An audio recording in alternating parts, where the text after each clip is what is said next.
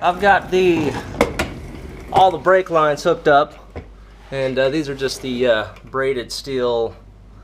I don't know, I got them out of the junkyard for 15 bucks, but anyhow, I think they're like super lift. But you can see I've been using my little mighty vac. And look how dirty that fluid is that came out of these lines. Gnarly. So now you can see, I hope, you can see that there's cleaner fluid starting to come through there. So I'm going to call this one good as far as flushing it out. Might still have a little bit more bleeding to do, but I'm going to hit all four corners and keep rolling. Got the clutch master cylinder in there. Hopefully you can see that. All connected to the pedal. Pedal is good. Clutch is clutching. I'm going to hook up the brake pedal probably next. I wanted to get these brakes bled. So you can see I got the booster secured.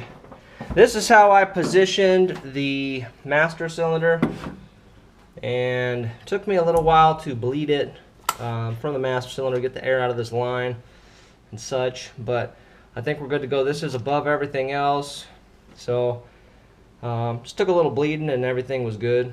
I think it's going to be just fine. So got the interior HVAC box out. Not too bad, just like 4 bolts, and we were good to go. So it popped right out. That is it on this. So gonna get this back up in here, kind of see where we're at for the day. I didn't really get as far as I wanted to. You got the brakes hooked up.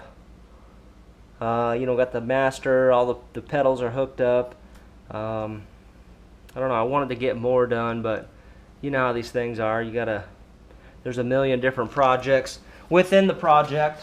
So just gonna keep going and plugging away. We got tomorrow, so we'll make some good progress. And I've decided, after thinking about it and figuring out what I want to do, I'm gonna put my tank up underneath between the frame rails. So I just think it would serve me better with it being under there.